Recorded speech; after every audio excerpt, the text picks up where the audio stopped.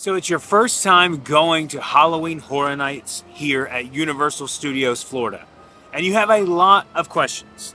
What to expect, what to wear, how early should I arrive, are probably just a few questions you have in anticipation of this event. Well, in this video, we are going to give you a step-by-step guide to get you through the evening and give you the best experience possible. So without further ado, let's get into it. So come on and join me.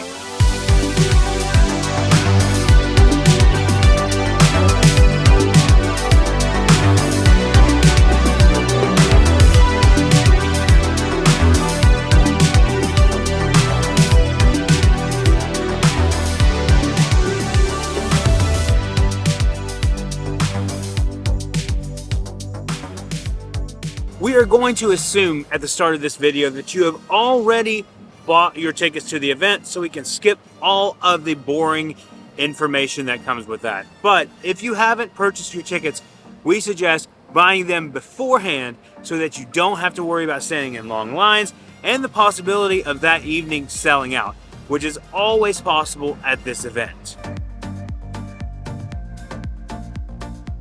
So the first question that you probably have is what time I should arrive, and also where do I go once I arrive? Well, let's talk about Stay and Scream. So what is Stay and Scream exactly? Stay and Scream is a holding area from 3 to 4 locations depending on the year. Why do you want to be in this holding area? Simply, it allows you to get queued up for a particular house you may want to hit first without having to fight the crowd about to come in, where the event starts around 6:30. If you buy a single night ticket, you will need an additional purchase for this ticket, which can vary in price from year to year. You will want to arrive early around 3 p.m. so you can choose the Stay and Scream location that you would like to go to.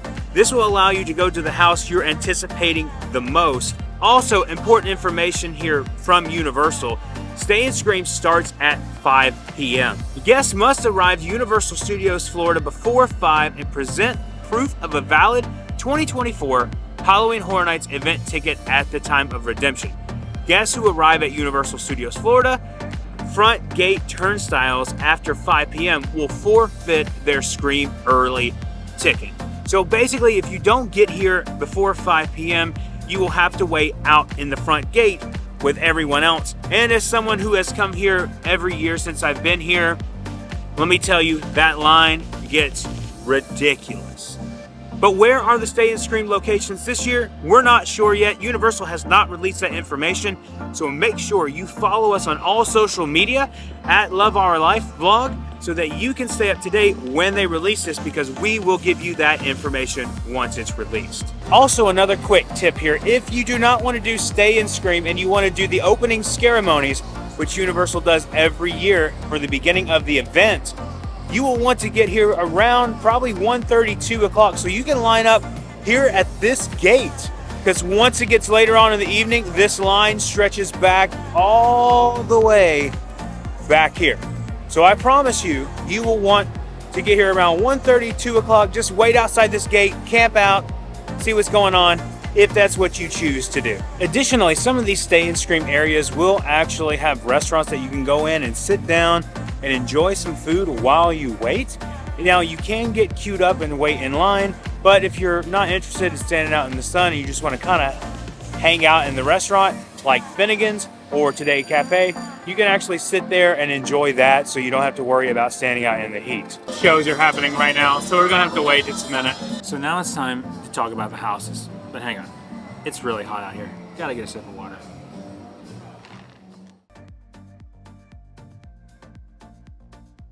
Every year, Universal gives us 10 amazing houses at this event. Not only do they include intellectual properties like Ghostbusters, A Quiet Place, etc., they also give us original IPs that Universal Creative puts together and creates. Basically, it's Universal's own Halloween universe with interesting characters that will stick with you a really long time. This is where characters like Jack the Clown, Little Boo, Major Sweets, and this year, Sinister and Surreal come from. So what can you expect inside of the houses? you're a little scared, you're not really sure what's going to happen. So your first question may be, will the scare actors touch me? No, they are not allowed to touch you whatsoever. While they may scream in your ear or jump out at you from little things we like to call boo holes, that's right, boo holes, they will never make you feel uncomfortable or you will never be touched. This is something that Universal manages really well. But while you're walking through the houses, you can expect a conga-style line going through houses with beautiful yet terrifying scenery, mixed with flashing lights and some of the most grotesque smells you will ever experience. I'm looking at you, Exorcist believer. It's awful. Also, throughout the houses, team members are lined up to guide you through if you get confused of where to go next. It's really a fantastic process, and once you go through your first house, I can almost promise you all your fears will go away. Also, a little more additional information, they actually have what they call unmasking the horror tours that you can take. With the lights on, you can take pictures and kind of walk through the house to see what it's going to look like. They have a 3-house one and a 6-house one that you can actually sign up for as an additional fee. So let's talk about wait times and express pass. We're not going to spend a lot of time on this because this is your preference and what you choose to do. Now, while the wait times at Halloween Horror Nights may be high, you're looking at 90 minutes to 120 minutes sometimes for the houses. So that is sometimes why we suggest for you to buy frequent fear passes so that you can come back multiple times. But if you're here on vacation and this is the only time that you are going to go, I would definitely consider investing in an express pass. Now this year we are going to try to do a video that talks about doing it without express to see if you can get through all 10 without express, but that's coming at a later date. I would suggest doing so if you only have one day to make it worth your while. I think that's the most important thing, is you want to get the most out of the event and the most bang for your buck, if that makes sense. But additionally, you know, it's really up to you and what you want to do and how you want to handle the thing. Because you have 10 houses, 5 scare zones, and there's also a show, Nightmare Fuel. You'll want to check that out as well. So you really, even to come close in doing it all in one night, you would need Express Pass. At Halloween Horror Nights, the haunted houses are not the only way you can succumb to an old-fashioned jump scare in the park. Walking through the park, you will try to make your way to each haunted house, but to do so, you have to walk through what is called a scare zone. Scare zones are areas filled with demonic to mythological creatures that may or may not be wielding a chainsaw. Depending on the scare zone in these areas, these characters roam the streets, preying on your fears and hoping to get an extra jump scare that will send you through the wall. Much like the Cowardly Lion in The Wizard of Oz, where he, you know, jumps off the balcony pretty much. I said go!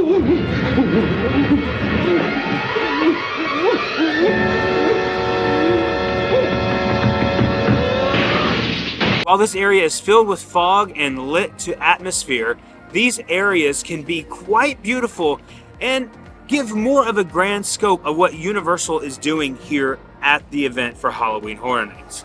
Really guys, scare zones are one of my favorite things to do here in the park, and they are always great. So this one's an easy one, as Universal sets up all kinds of food booths across the park, giving many food and beverage options for you to enjoy as you walk through the park. Some staple items though that you need to try are the pizza fries and the twisted tater. They're amazing, you will love them, they're great, and you can find those easily accessible throughout the park. Universal will also have food booths set to theming of a particular house that year, with items that may or may not be a nod to the movie, TV show, or video game that the house is set to. Personally, I hope they bring back the deep fried Oreos, because those things, they're perfect, right? But one man can dream. Additionally, they will have bars for adult beverages and even some mocktails as well. You just have to walk through the park and see it. They have a Peacock bar, an HHN bar, all set up for you guys to try. And for this year, they're actually doing a Fanta bar, which looks really unique and interesting, so I'm very curious of what the items are going to look like there this year. Also, I don't want to forget Mel's Dine-In or Mel's Drive-In that is open during the event during Halloween Horror Nights. It has an amazing burger and some chicken sandwiches and all that kind of stuff, and gives you the classic diner feel, which is open every night during Halloween Horror Nights. Remember, the lines are going to be very, very long for the food, so you might want to factor that into your evening. Now, Universal also has some additional things that you can do while at Halloween Horror Nights. It doesn't just have to be the houses, the scare zones, the food. They also have exclusive stores, which they open every year, called the Tribute Store. Now, this store is something you can go in. It's themed to whatever theme that they have that year, and it's usually filled with all kinds of merchandise, props, and different design set pieces inside of the Tribute Store. Closing out this video, we want to talk about what you should wear and what you can expect for this event. Now, this event has a curse. It is called the rain curse for opening night. So if you're coming opening night, be anticipating rain. So we recommend buying a poncho like this, or, as I did not bring with me today, an umbrella, because this will greatly help you out. You can get soaked, and you probably will. As we have in the past, we've always been soaked when we come to this event, although it's a lot of fun. Additionally, what to wear. Can you just bring whatever? Can I wear a mask? Can I be part of Halloween? No, you cannot buy a mask, but what you can do is buy some amazing Halloween Horror Nights merchandise, which they sell at the Five and Dime or the All Hallows Eve boutique over in Islands of Adventure, and also the Universal Studios store right here in City Walk. Now, you are going to be standing for a very, very long time. It's just ridiculous how long you'll be standing. We suggest wearing some really good tennis shoes to help your feet and support your feet, because it will be a long night, especially if you don't have Express Pass. Personally, I recommend Hoka's. They are the best thing that you can get out there, and my feet never hurt, and it feels like I'm walking on a cloud, which additionally my wife has on clouds, and you can do that as well. So just prepare for when you come and make sure you're wearing the appropriate things and that you're going to benefit yourself at the end of the night. So we are hoping that this video gave you a little more peace of mind and gave you an idea of what it's going to be like when you come to the event here for Halloween Horror Nights. Remember, this is a huge event. It happens from August this year all the way until November, so you have time to go. Also, I promise you, you're probably going to want to come again after you go the first time. Most likely it's going to be something that just injects in your blood somehow, because I remember my first time, I was like, I don't know about this. And I remember going, and I was like, I needed to go back the next day. So it was an awesome experience, and I promise you'll probably feel that way too. Thank you guys so much for watching. If you're new here, please consider subscribing. Hit that like button and the notification bell so you know when our next video is coming out. And remember, the road goes ever on. I will see you in the fog.